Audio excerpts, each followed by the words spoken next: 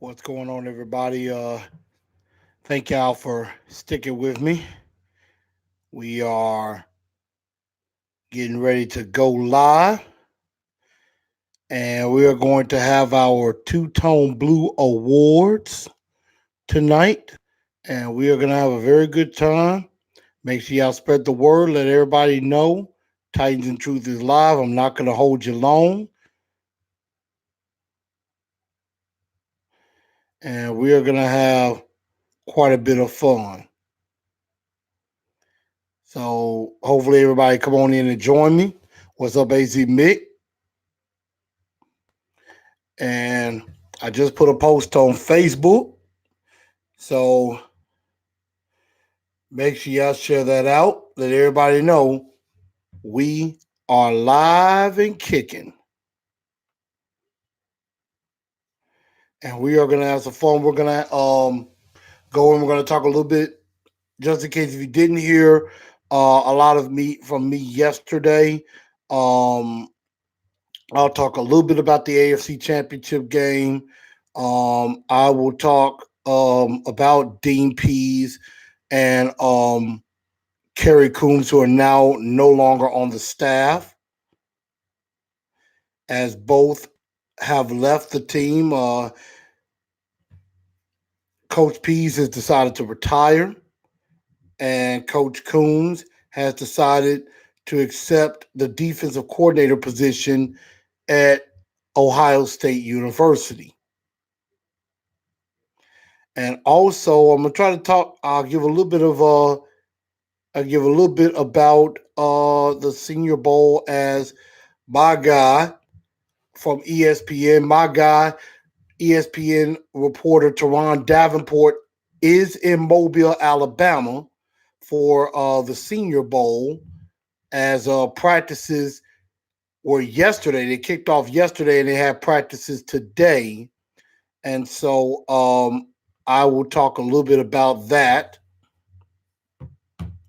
And then we will have our awards. And I expect some participation from y'all on this, as I don't have any clear-cut winners. I need y'all participation on that to help me out. Y'all make sure y'all comment, make sure y'all share and subscribe. And let's get this thing kicked off. Tighten up! Let's get...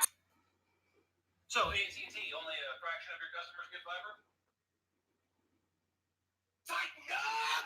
Let's get tightened up! Tightened up!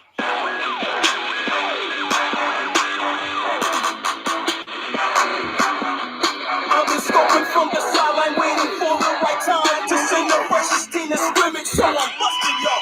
Welcome to Nashville. We got this hit. Don't worry about it. We got this hit. Don't worry about it. See, we got this hit. It's a brand new dance and it's about to go live. Tighten up, Nashville, rep the 615. Push it, tighten 2 steps, to the right. Then you tighten 2 steps to the left. Blue jerseys everywhere. Game face, yeah, we got it all. Sticking out our chest, beating on it like it's King Kong. It's about to get rough. Here come the train, y'all. Tennessee, tighten up. Let's get tightened up. Tighten up. Let's get tightened up. Sticking out my chest. We can know it like it's King Kong. Sticking out my chest. We can know it like it's King Kong. Tighten 2 steps to the right. Then you tighten 2 steps to the left. Sticking out my chest. We can know it like it's King Kong. Sticking out my chest. We can know it like it's King Kong.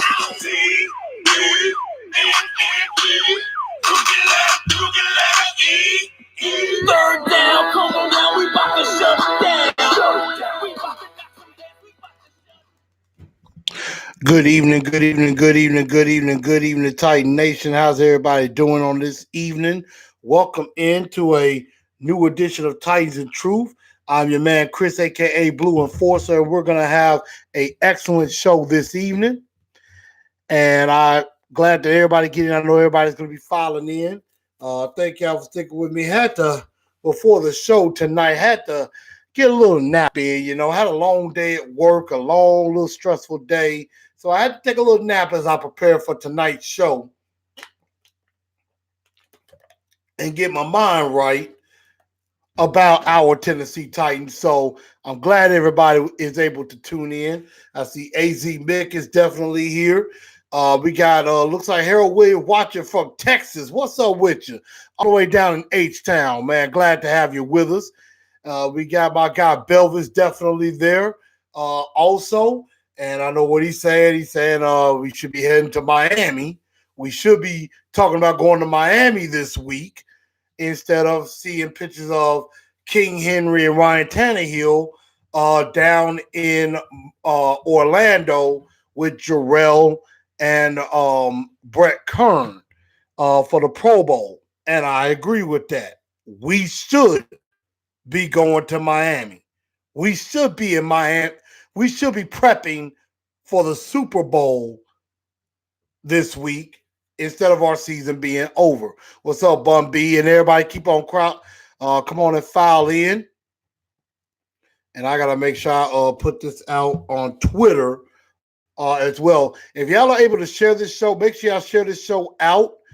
Make sure let everybody know that we are live and we are kicking right now and having a good time. We're going to be having the Two-Tone Blue Awards coming up. So we're going to be talking a lot about this team and who shined, and also we're going to have a dunce of the year as well. So somebody who maybe didn't shine as much, are definitely going to be, definitely going to be looked on.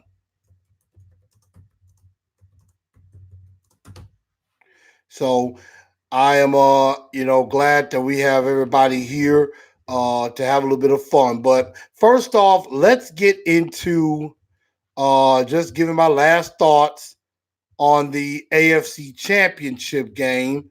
Once again, I hate that we lost. We lost 35-24 to the Kansas City Chiefs.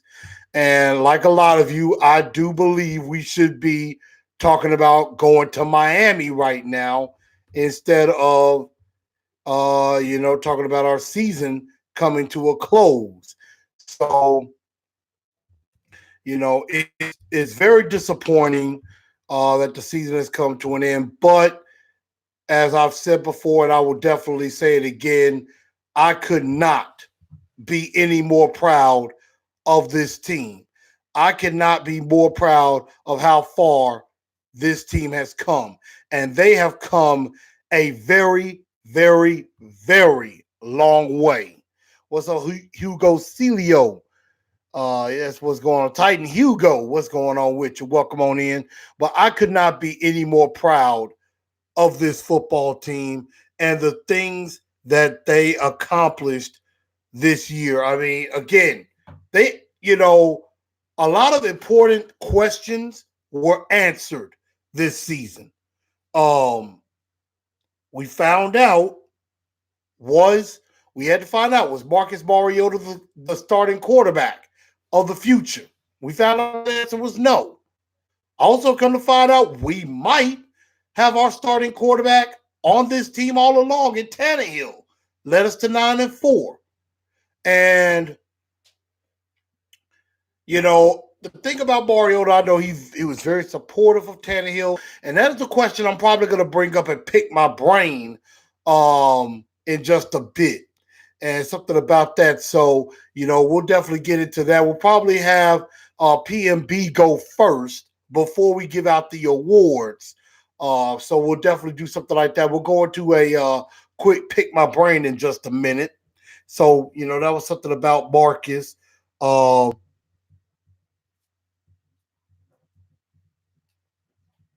And, it was a good game. It was a tough loss. Hated to lose. I know there's a couple of guys on that Kansas City roster that deserve to be there. Travis Kelce, Patrick Mahomes, Andy Reid after everything he's been through. And then there's a couple of guys like Frank Clark and Tyreek Hill who I cannot get behind. And those are two guys that don't deserve any type of victory. But it is what it is. And Joseph said, I'm skipping the Pro Bowl and the Super Bowl. I mean, I thought about skipping the Super Bowl too. Pro Bowl, I really don't ever pay attention to be honest. This weekend, I'm probably going to be watching, I may be trying to watch some of the Senior Bowl this weekend, but I'm really not going to be watching the Pro Bowl very much. I mean, I'm probably going to be watching more of the Royal Rumble and the Grammys this weekend. So that's probably where most of my attention is going to be and everything. So I mean, that's just what I'm going to do. The Pro Bowl, I'm really not that concerned about. And, you know, and so that's just me. I don't really care for the Pro Bowl, honestly. It's a glorified practice, if you ask me. But let's talk about Dean Pease and Kerry Coombs. Dean Pease, I talked about it on my Facebook post yesterday. If you have not caught that recap, please do go and check that out. Definitely go check that out. It's on my Facebook page, Chris A. Newell. It's on the TNT Enforcers page, and I've also shared it out on various Facebook Titan groups. So I did talk about that. For the 2 years both of those guys are here, Dean Pease first. What a job he did. I mean, he turned our defense into a top 10 defense. And, he did very well at disguising coverages, confusing people, confusing quarterbacks, and things like that, which is something that was very impressive. I just really hate this year. We really couldn't get to the top like we wanted to, but I think a lot of that had to do with some injuries because we were playing lights out early in the year. About the first half of the year, we were playing lights out. The problem was the offense in the first 6 games was not backing up the defense. The defense was carrying the team. And then right when Ryan Tannehill takes over starting quarterback, the offense started to pick up.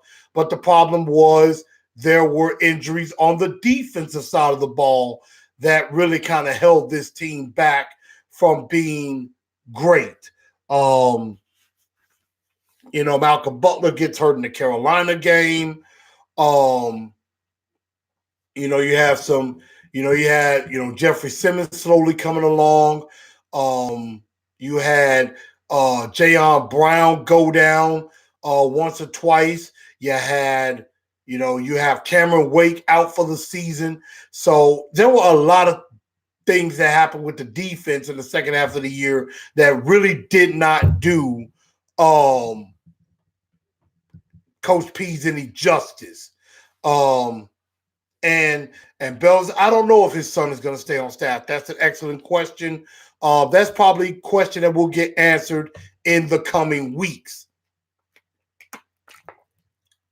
Taylor Warren, Harold probably didn't deserve to be at the Pro Bowl because he missed the first 4 games of the year. So once he missed the first 4 games, he was not eligible to be voted on because if you remember, in the Pro Bowl votes, Taylor Warren's name wasn't even on the ballot to vote. And that was because he missed the first 4 games of the year. So that's why he could not get voted on, which I found that kind of strange. But DPs, did a absolutely fantastic job. What's up, King Isaac? With putting this defense together and really making this defense a great unit. And as to Kerry Coombs, he basically his energy. I remember being at the open practices and I saw his energy personally. And he was just always into it. He was always, He was in guys' face, cheering with the guys. He was running with the team. When there were, sprints being done, he was running too. And I mean, very well in shape. I want to have his energy when I get to his age and everything. So I, I enjoyed, just the camaraderie that Coach Coombs had with the defensive backs as a whole. What's up, Walker God? What's going on? King Isaac Super Bowl caller. That is my expectation. Super Bowl or bust. That is my expectation, and I'm not coming off of it. You're daggone right. But both of these coaches just meant a lot to this team and to this organization. Kerry Coombs, of course, taking the defensive coordinator job at Ohio State. Of course, that's where he came from, Ohio State, so I'm not surprised he took that job. Dean Pease decided after 47 years of coaching to call it a career, and he deserves that. Definitely understand, to enjoy. I know he said himself he doesn't see him and his wife leaving Nashville. He thinks they're probably going to end up staying in Nashville, living there, but just won't be coaching anymore. So he'll be watching. But great careers for both of those guys, and wish Kerry Coombs a lot of luck at Ohio State, even though I am a Wolverine fan, and the Michigan Wolverine need to beat Ohio State at some point. Got to take a drink of water. But congrats to those guys. Well deserved. Also, what's going on is my guy TD, Teron Davenport, ESPN Titans reporter. He is down in Mobile, Alabama right now for the Senior Bowl. And Walker, you're right. They are going to truly be missed. And whoever the next defensive coordinator that comes in has a pretty tough act to follow. It could be Romeo Cornell, it could be Wade Phillips, it could be somebody young and up and coming, or it could be either Tyrone McKenzie or Shane Bowen, who's already on staff. So we'll definitely have to see which way they go as far as who they hire as the next defensive coordinator and also DB coach as well. But again, as I mentioned, my guy, TD, Teron Davenport, I've been texting with him. I texted with him earlier today. He is down in Mobile right now for the Reese's Senior Bowl. That's going to be happening on Saturday. And right now, practices started yesterday. Had some press, had some interviews and things like that. Today was the second day of practice. There'll be another practice, I believe, tomorrow. And I cannot remember if there's a practice on Friday. I'm not really sure. I would probably venture to think that, even though I've not seen any report yet, that John Robinson and Mike Vrabel are in Mobile right now, scouting and talking to players and things like that. Because I think you get more time with players at the Senior Bowl than you do at the combine. I think at the combine you might get 15 minutes. At the Senior Bowl, I think you get about 30 minutes. And everything. So I'm actually texting Teron right now. And I'm trying to see if he can give me some insight on maybe anybody the Titans have their eyes on.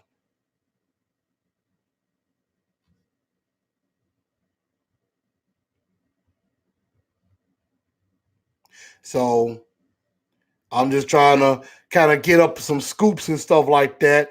But I know early on, he says Mobile is dope. He's saying that it is cool down there. And so he said a couple of guys, because I said, myself, I'm going to try to look at some practice, and I'm looking at speedy corners, pass rush, wide receivers. A couple of guys that we got to keep our eye on is Florida wide receiver Van Jefferson and also Texas wide receiver Devin Duvernay. Duvernay. He said basically Duvernay is a speedster, very fast. Van Jefferson doesn't lose speed, is very good on his routes. Um, he's also kept an eye on Pittsburgh cornerback Dane Jackson, who definitely looked good in the videos that I saw on his Twitter. Check out his Twitter at T Davenport NFL on Twitter, by the way. Yeah, and obviously report is Mike Vrabel is not in Mobile, but J Rob is in Mobile. So definitely appreciate him letting me know that. But he said a couple of guys to keep his eye on. Those are a couple of receivers. Dane Jackson at corner. We were talking about Keyshawn Vaughn, the running back from Vanderbilt, along with I believe Lipscomb, the wide receiver, Jared Pinkney, the tight end, are also there at the Senior Bowl. And a guy to keep your eye on, you definitely want to do some work on. Me personally, is I want to say his name is Marlon Davidson from Auburn. He was the guy that in Daniel Jeremiah's first mock draft was mocked to the Titans at 29. So keep an eye on him. I think he'd be more fit as a 4-3, a 3-4 defensive end instead of a 3-4 pass rusher. Let's see. He also posted a little bit of a video with Jalen Hurts throwing the ball around. He mentions wide receiver Colin Johnson, a 6'6" receiver. But I think Van Jefferson was one that he was very impressed with because he was talking about him a couple of times and everything. So if you really want to check that out, go check out TD's Twitter at T Davenport NFL. Check them out. And you can definitely see some of a couple of little snippets of videos from the Senior Bowl practices today. Yeah, I think Keyshawn Vaughn would be a very nice pickup behind Derrick Henry. I mean, and I think a lot of us saw him at Vanderbilt. I think he'd be a nice late round pickup indeed. Joseph says, I got my mind set on the Royal Rumble. Would love to have Romeo Crennel, Jadeveon Clowney, and Von Miller. I mentioned this yesterday on the Facebook. If Von Miller is on the trade block or he gets cut, I'm backing up the Brinks truck for him. I am going to go get Von Miller because Von Miller can get after the quarterback. He still got it. No doubt about it. We got to have a pass rusher. What's up, Daryl John? What's going on with you? Harold said, do you think Mike can call the defense? And that's a very good question, and we'll get into that and pick my brain.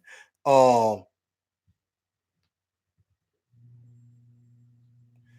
so that is cool, and I will definitely that's something that I'm going to be paying attention to. I'm going to be probably watching a little bit tonight. I'm probably going to try to, catch a little bit of snippets of video. And if I see anything interesting, maybe I'll post about it on Facebook or on Twitter or anything like that. So I'll try to keep y'all up to date on that with it. So thank you, TD, for the update. Thank you, TD, for giving me a little bit of insight today on the Senior Bowl. The Senior Bowl is, I believe, at 2 p.m. on the NFL Network. So if you have it, definitely check it out. It's not a lot of as much coverage from the Senior Bowl as I thought it would be. Because I know normally I know Jim Wyatt would, take the first couple of days go to Mobile, get some action, and then go to the Pro Bowl maybe later in the week, and then get some action there. But I think Jim Wyatt is senior editor for the Titans is in Orlando right now. I believe Amy Wells might be down there too with them. So I haven't really heard anything else as far as like John Glennon or Corey Curtis or anybody in Mobile just yet. I will definitely be checking with them and try to get some updates and information about that. Another guy that maybe we should be thinking about if we get to watch any video of defensive lineman is Javon Kinlaw from South Carolina. He's a guy that is down on the boards a little bit around where we could be picking. So that could be another guy that we could be checking out. And also maybe a heir apparent to Ben Jones. Maybe a guy like a Tyler Badaz from Wisconsin could be the heir apparent to Ben Jones maybe after next year. We'll definitely see about that because free agency is going to be upon us and it's going to be coming up faster than you know it. And also the combine is going to be very important as well. And that's something I'm going to be doing a whole lot of watching. I'm going to be watching a lot of the NFL combine with that. So I'm definitely going to be trying to watch as much as I can to update y'all on what's going on with that. So that's what I would definitely do. AM says my heart's still broken from the loss. Do you think repeat for next year? Like I said, Super Bowl or bust is my expectation. I demand we win the division. Two things better happen. A, win the division. B, get to the Super Bowl. Those are my expectations, and I'm not coming down from it. And I expect that. As a matter of fact, like I said earlier this season, I demand that because of what happened and where you are, your expectations are now much higher. The expectations have went up. And now they got to achieve that.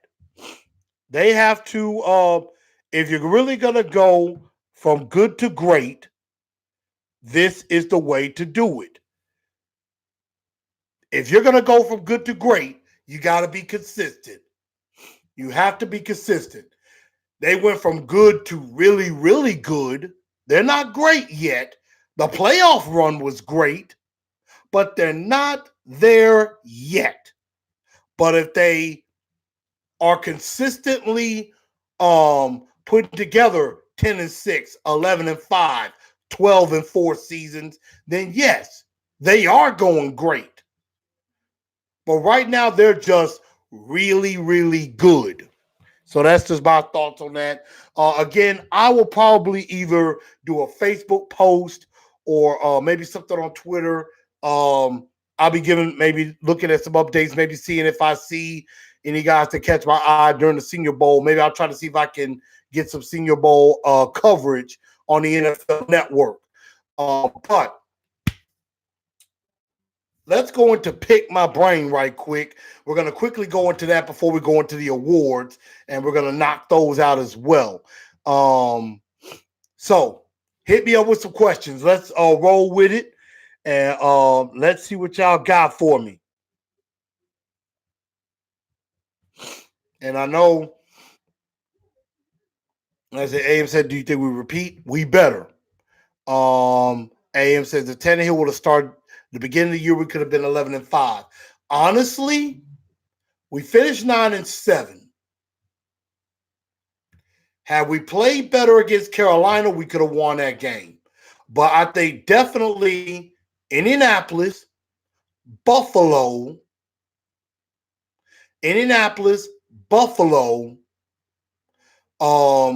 Carolina, because we did make that game close. Those are there's basically 5 games that we lost, we could have easily won. New Orleans, I think if that penalty had gotten called, we're scoring and we go up. We would be going for the go-ahead score. The Houston game, the first time, we should have won. Buffalo, Indianapolis. Those 4 games, I think we could have easily have won. And instead of us being 9-7, maybe we're 13-3, or at worst case scenario, 11-5, 12-4. That's what I think. Buffalo, we should have won. Indy, we should have won. Houston, we should have won. Definitely those 3. And I honestly do think that with the Saints game, I think that Saints game, we had a legitimate shot to win, without a doubt. Let's see. Do you think Mike can call the defense?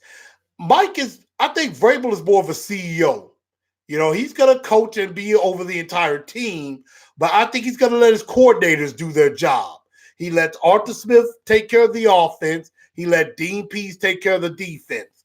Now, he's going to probably give his input or his insight, or he may be like, hey, we need a blitz here, or we need a turnover. Let's call something, or something aggressive. If he sees something that he wants to do, then yeah, he might, give a play call or an idea to the coordinators.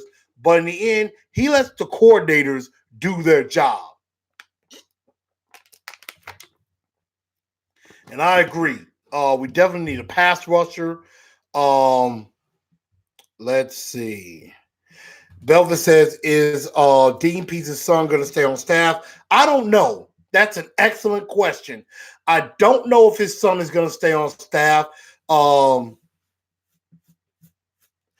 I could see him doing that because, he will be basically carrying on his father's legacy. So, I could see where he does stay on staff and continue to grow and continue to grow as a coach. So, I could definitely see where that happened with that. So, that's something that I would definitely pay attention to. Is would he be still on staff? So that's an excellent question. So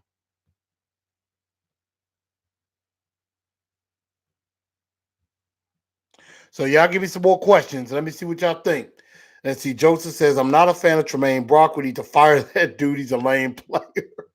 We need another kicker. I don't trust the current kicker. Who will win the Royal Rumble? Well, with Tremaine Brock, I agree. He didn't exactly play his best. Greg Joseph, here's the thing about Greg Joseph. You can't give him an opportunity. They signed him to a 3-year deal. They probably could get out of it. But I think I cut suck up and give Greg Joseph an opportunity. And maybe you look at bringing in a kicker at camp, and maybe you keep a kicker on the practice squad. Maybe, I don't know. But Greg Joseph deserves the opportunity to at least show what he can do, because he really didn't get that chance, because we didn't kick field goals. The field goal in Kansas City was the first field goal he's attempted as a Titan. And it was good. It was good. So, as far as I'm concerned, I say you give Greg Joseph the shot. I think you cut Suck up, let him go. He's done his duty as a Titan, but it is time to let somebody else have an opportunity. Brock, I agree, can go. As far as the Royal Rumble this Sunday, I don't know who's gonna win. I'm hoping that the WWE, if they're gonna have Brock Lesnar, I really can't stand that guy. If they're gonna have Brock Lesnar in the Royal Rumble, what they should be doing is telling Brock, look, you want in the Royal Rumble? Defend your title in the Royal Rumble. You want to prove you the real champ? Go through everybody, make it to the end, and you stay champ. If you could go from number one to winning it all, then yeah, you deserve to keep that title.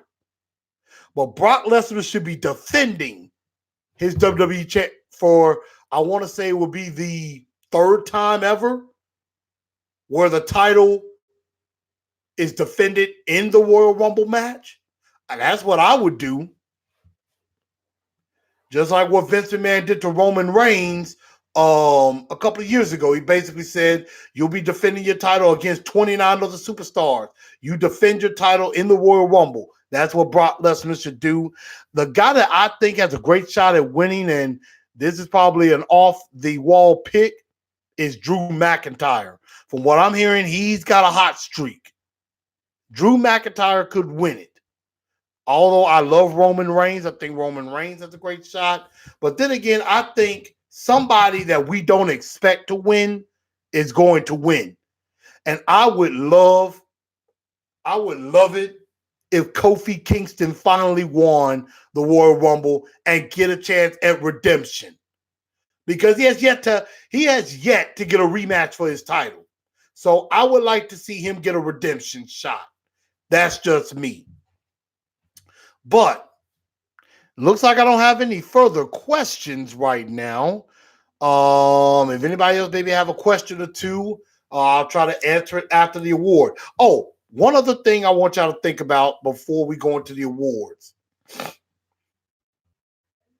And Harold Williams says, should not have lost to the Broncos. I agree. That was a tough game.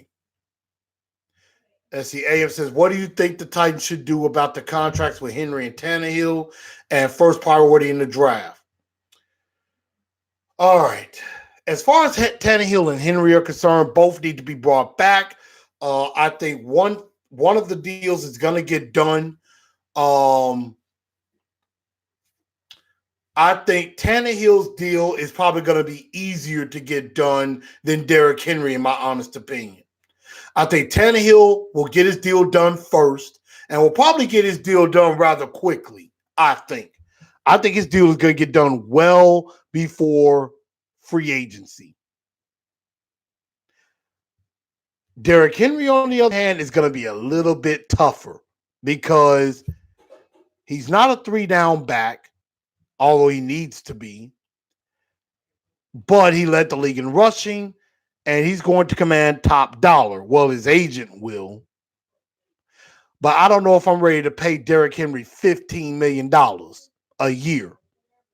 If it's like 11 and a half, if it's between 11 and a half and maybe 13 and a half, I'll even push 14. That's about as far as I'm going, if it's me. I would not try to lowball him. But I think I would probably go at 13 and a half. I think that's what I would pay him. 13 and a half a year. And maybe have some incentives. Have some incentives in there to where it gets to that 13 and a half, or maybe where it could get up to 15. Like say, hey, you get this bonus if you get to 1,200 yards. You get this bonus if you lead the league in rushing again.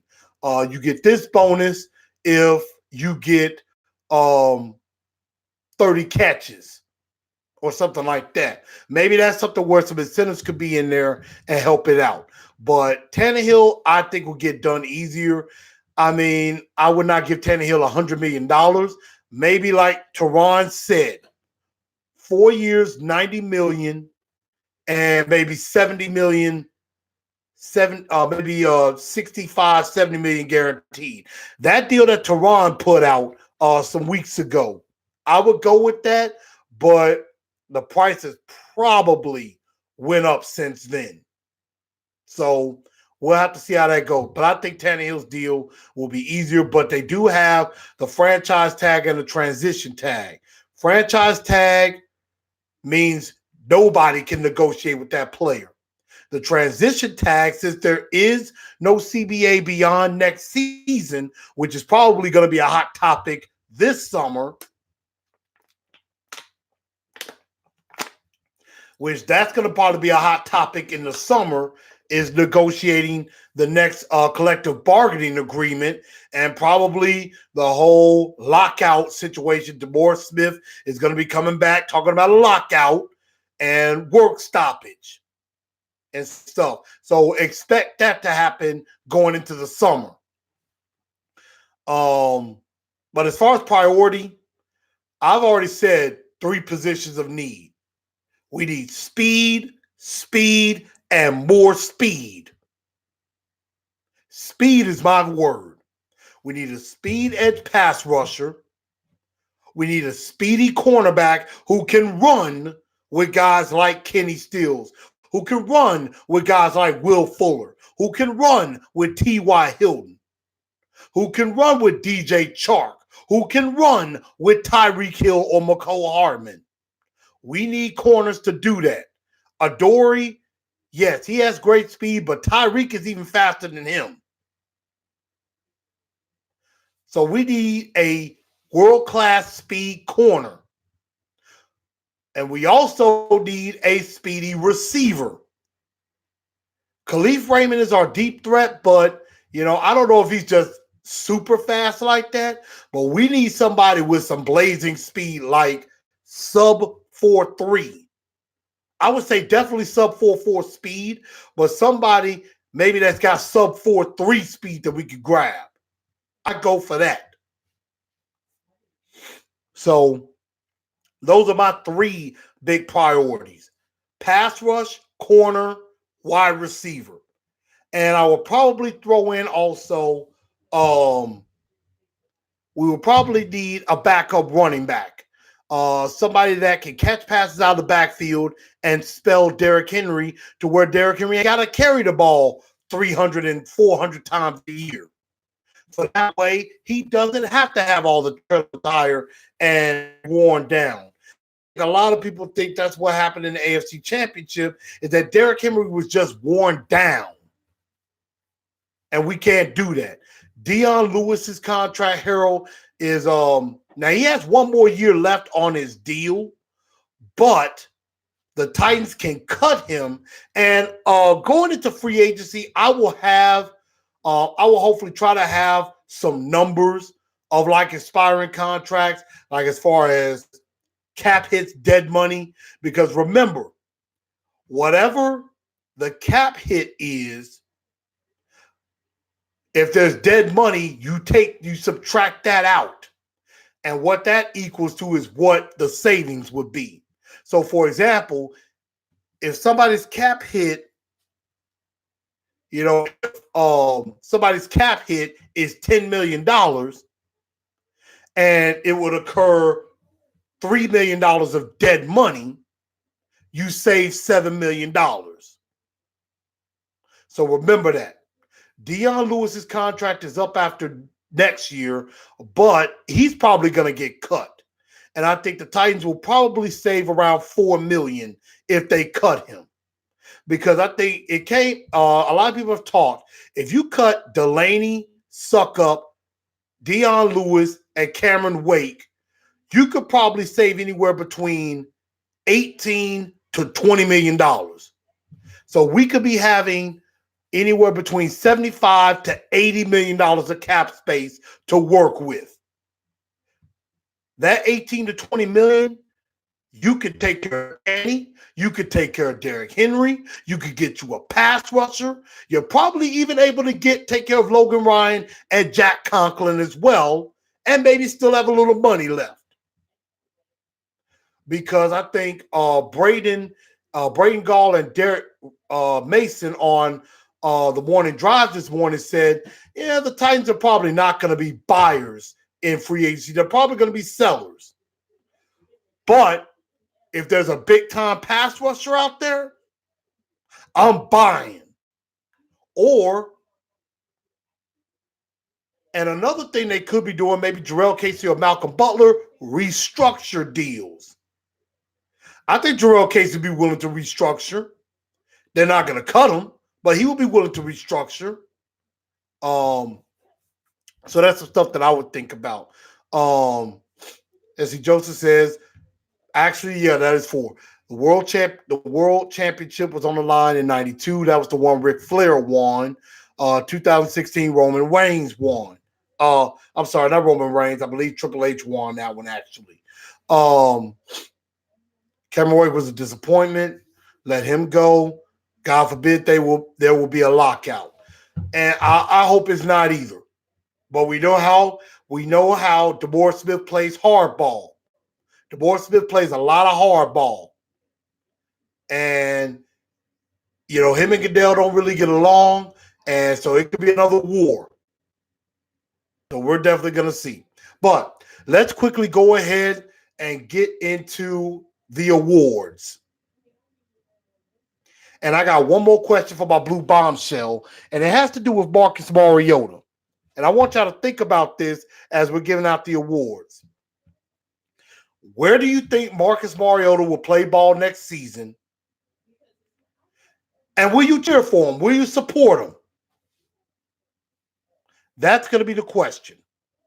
But now it is time. Let's see if I can do a little something.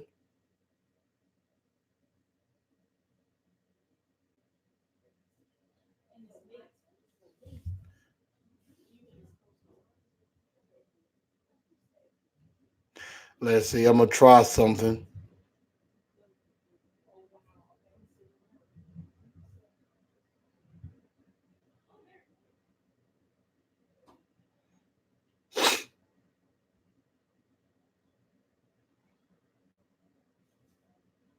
All right, I'm going to try something for y'all.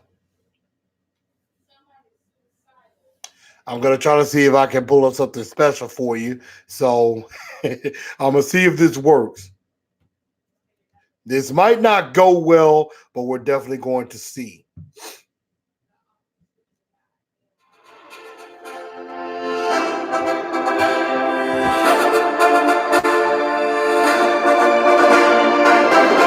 Welcome, ladies and gentlemen, to the 2019-2020 Two-Tone Awards.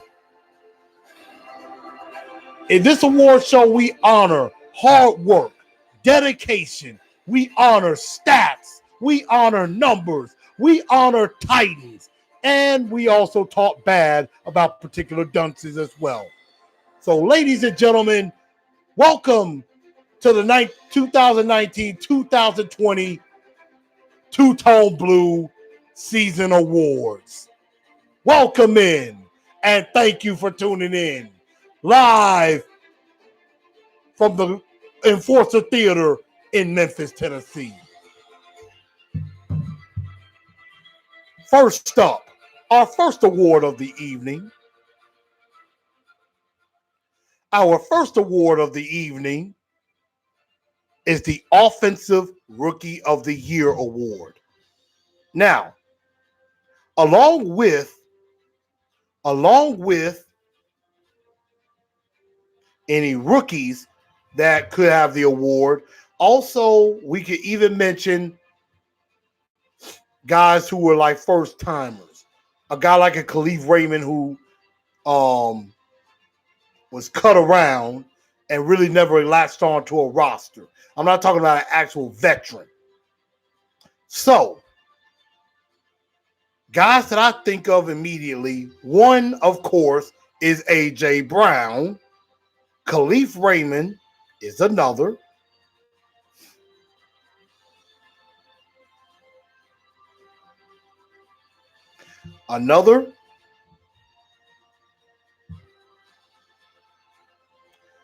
So those are a couple of guys I think about. And also, a guy that made probably one of the catches of the year, Kari Blasingame. So,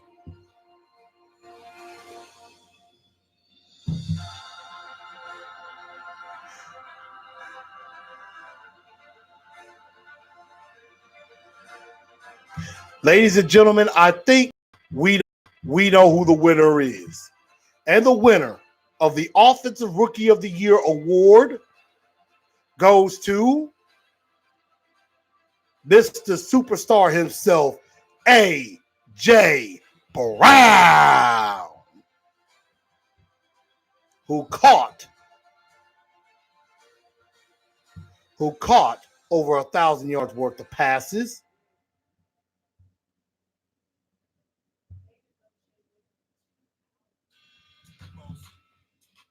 He caught over 1,000 yards of passes, caught 53 balls for 1,051 yards, and he had 8 touchdowns.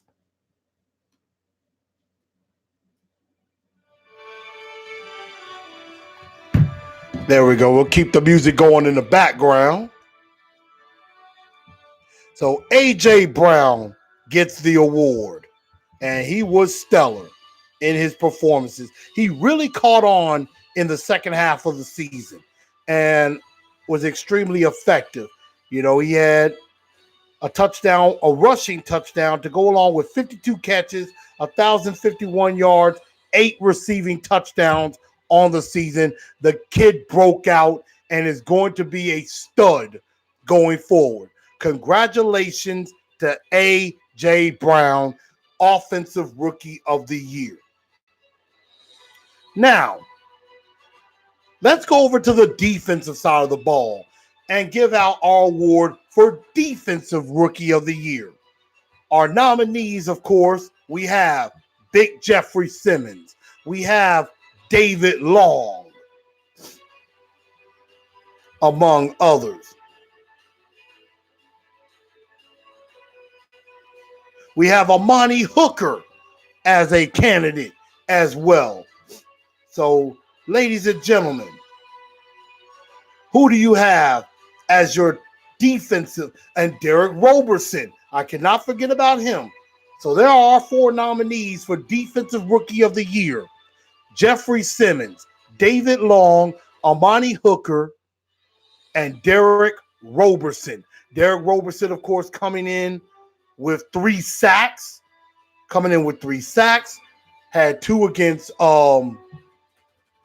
Drew Brees in his first game, and then 1 in the game against Houston. Also, Jeffrey Simmons, who had his first sack in his first game. He had 2 sacks, had 32 tackles on the year. So, also you had Amani Hooker, who was very productive not only as a safety, but also on special teams. And then last but not least, if I cannot forget, I said Jeffrey Simmons, Amani Hooker, Derek Roberson, and David Long. And David Long, came along late when Jayon Brown went down. He played exceptionally well in the game against Baltimore, as well as the game against Kansas City the first time. So, who do you have as your two-tone blue Defensive Rookie of the Year?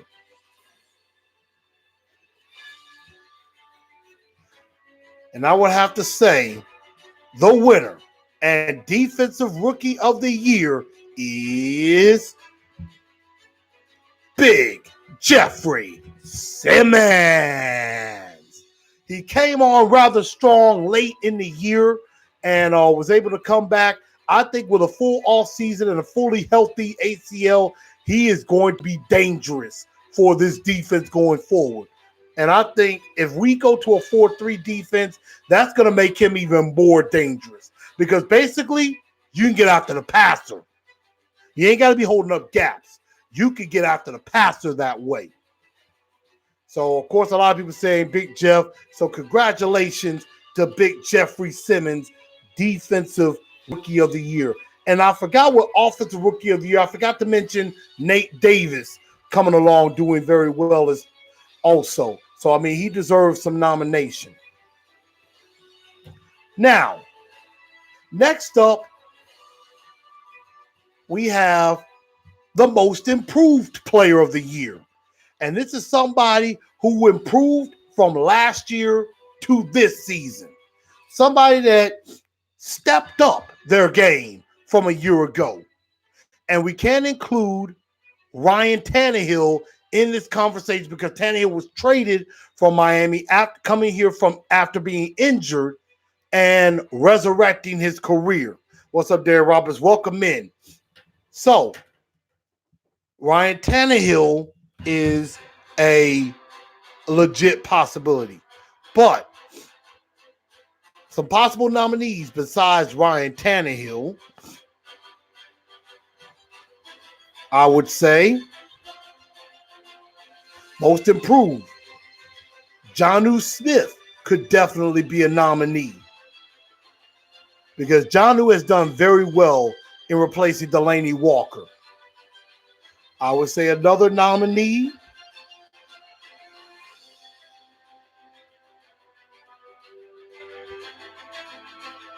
I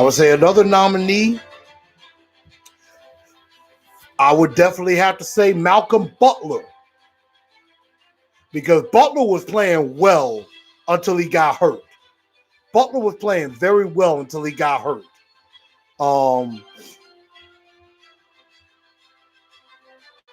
Kamale Correa. Kamale Correa deserves some nomination. He came in strong late. Rashaan Evans, I see a few nominations. 111 tackles, 2.5 sacks. He had that fumble recovery for a touchdown.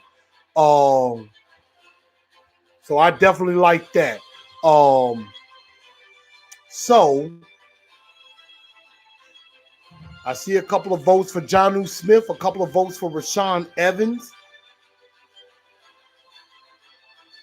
And I will also add a third nominee, Adoree Jackson, who was severely missed when he was out with injury, came back in, did a very fine job in the playoffs for the Tennessee Titans as well. But the 2019-2020 most improved player of the year, I have to go with Rashaan Evans. Rashaan Evans, who, mind you, led the team in tackles with 111. Well, no, actually, he was second. He was second in tackles behind Logan Ryan. Logan Ryan led with 113. He came in with 111. Jayon had 105. So there is our most improved player of the year, Rashaan Evans. And now, next up would be our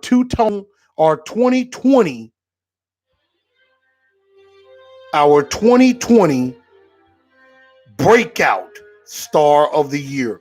This is somebody who you believe next season is going to break out and basically take his game to the next level. So who do you see being somebody that's going to elevate their game and continue to improve from this year to next year?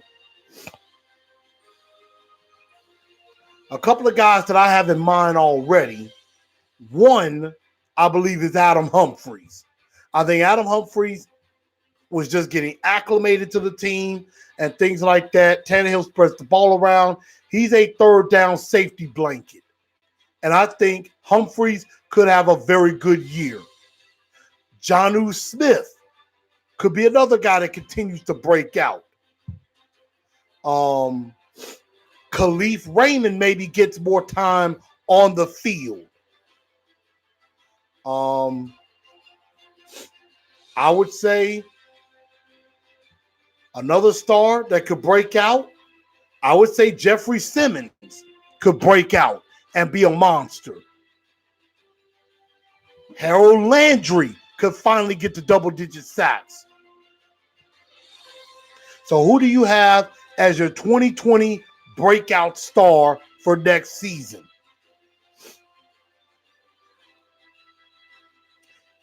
And the person that I'm going to go with has got to be, and if you put the right person beside him, I think could go off. I like the Harold Landry vote. And these are, and y'all hearing the awards music behind me. I do not own the rights. But I'm going to say the breakout star for next year is going to be Jonnu Smith. I think Jonnu is really going to solidify himself as the number one tight end on this team.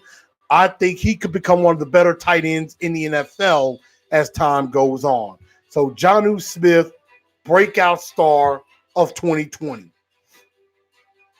But now we're getting down to the nitty gritty. The two-tone. Let's go now to the offensive player of the year, which I know there are only 3 possible winners: A.J. Brown, Ryan Tannehill, Derrick Henry. Who do you go with as our offensive player of the year?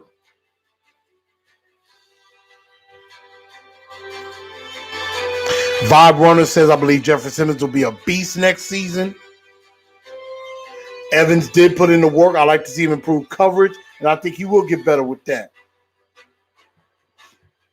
So, and I see a lot of people putting Derrick Henry on this list. But I'm going to go a little bit of a different direction. I'm going to say the two-tone blue offensive player of the year. And there's a reason why I'm doing this. Got something for you. The two-tone blue offensive player of the year, Ryan Tannehill. And this is why. Over 2,700 yards, 22 touchdowns, 6 interceptions in 10 regular season games. Just 10. Think of if he played the other 6, he probably has somewhere close, probably has over 3,000, and maybe gets to about 3,500, and maybe gets closer to 30 TDs. He did very well. He protected the ball, even though he did have some fumble issues, but he did not throw a lot of interceptions. And he came and revitalized this entire team. He basically woke this offense up, but he had some help along the way as well. So Ryan Tannehill is our offensive player of the year. Now, our defensive player of the year.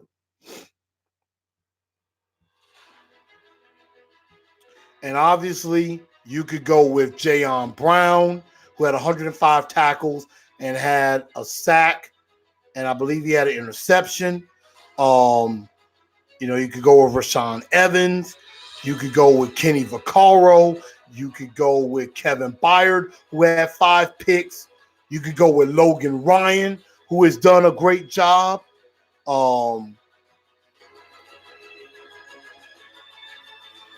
But I think there is a particular way I could go with that. And Kenny Vaccaro definitely had a great year. 84 tackles, a sack, and an interception. And he had a pick in the playoffs as well. But I'm going to say, without a shadow of a doubt, the two-tone blue defensive player of the year, and he's well-deserving and should be in the Pro Bowl, is Logan Ryan. Now, even though his play came off as of late, especially when Butler got hurt and Adoree went down, this dude was making plays all over the field. 100 led the team in tackles, had 4.5 sacks and 4 interceptions on the year. Those are Pro Bowl numbers. Those are Pro Bowl numbers. And he should have won that award. He should have been there. He was everywhere. So our two-tone blue defensive player of the year, Logan Ryan. Now, before we get to our final award of the night, we do have to give out the dunce of the year. A guy that just did not do well. Somebody who stuck out like a sore thumb. And I know there's a few. I know a lot of you will probably go at Tremaine Brock. A lot of you will go at LaShawn Sims.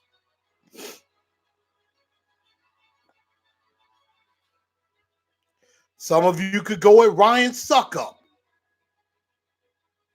And I think I know where I'm leaning.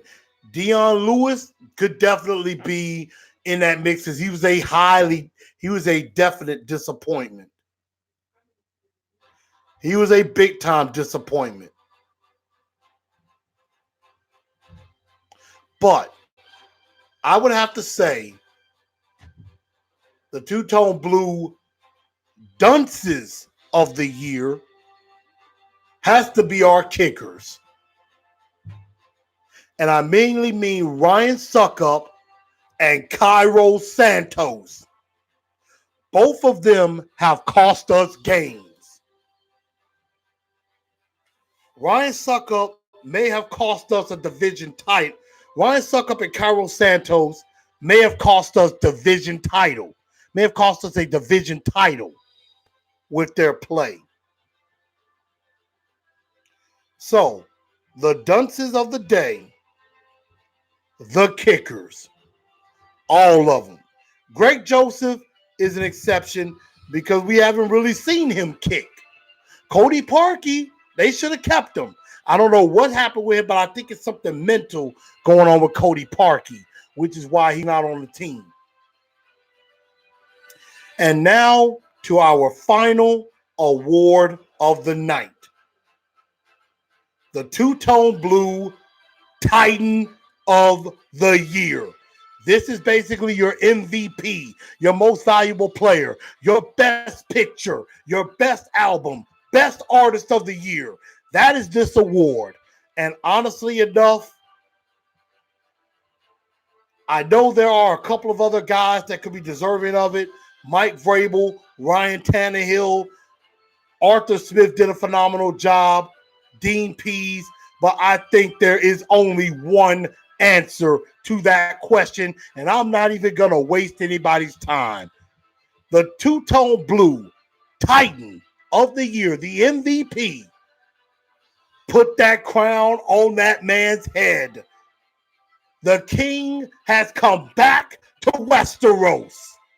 Give it up for my guy, Tutu Deuce Deuce, the king, King Henry. Give it up for King Henry, the two-tone blue Titan of the year. 1,540 yards, 18 touchdowns. Derrick Henry was everything, and then some.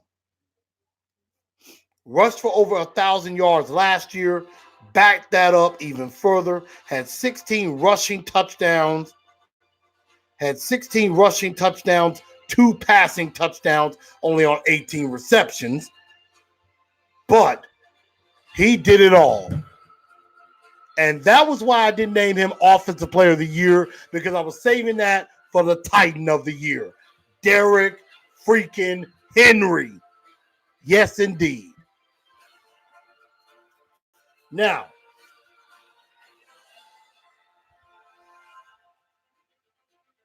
at AM, yes, Corey Davis was a big-time disappointment. I do agree. But we're going to talk about fifth-year options and stuff coming up on a later show. So we're going to save that for a later show. And yes, Taylor Lewan was a disappointment. Saffold, they started to get together later in the year. But in the beginning, it was not great at all. So that was basically, the offensive line had to gel. It took some time. But one last question before we do get out of here. Where do you think Marcus Mariota goes? And will you support and root for him? I've been like a few other people on board. I think he goes to Chicago. Pushes Mitch Trubisky, takes his job, and he takes over as the starting quarterback of the Chicago Bears. He could go to New England, maybe goes to LA to the Chargers. He'd be more closer to his family in Hawaii. That could be some possibilities. But I will say this. No matter where Marcus Mariota ends up, he will always have my support. When I turned on him earlier this season, that hurt my heart to do that. I hated to turn heel on him. I did not want to do it, but I had to because it was time. The question was answered. I didn't want to turn on him. I love Marcus Mariota, but it was time. And I want Marcus to go somewhere else and just let it rip. Do his thing and show why he is a good quarterback. I want Marcus to do well, and I will be 100% in his corner, without a doubt. He just wasn't right for this team. Joseph says if Marcus go to Chicago, New England, New York, LA, wherever, we'll still love and support and want Marcus to win. He can feed us our wrongful words and hot, humble pie. I agree. What's up, Rizzo? Vibe says, we have to give you an award. You've held it down for us to vent and celebrate. Well, thank you. Thank you very kindly for that. I appreciate that. Absolutely. Daryl Johnson, no to no coaches for MVP. Vrabel did a good job this year. I think a lot of people will probably say we overachieved, but I think Vrabel did a very good job. Arthur, I think, was kind of getting to a rhythm as offensive coordinator. I think he only gets better in time, adds continuity. That's why I think Henry and Tannehill being back will be very essential to that. You know, you got to change up a few things, but you have a nucleus to build on. Now, with that being said, everybody, I'd like to thank everybody for tuning in.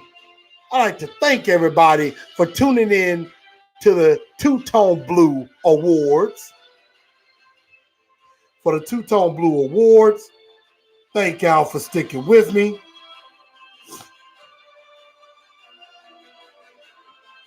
And of course,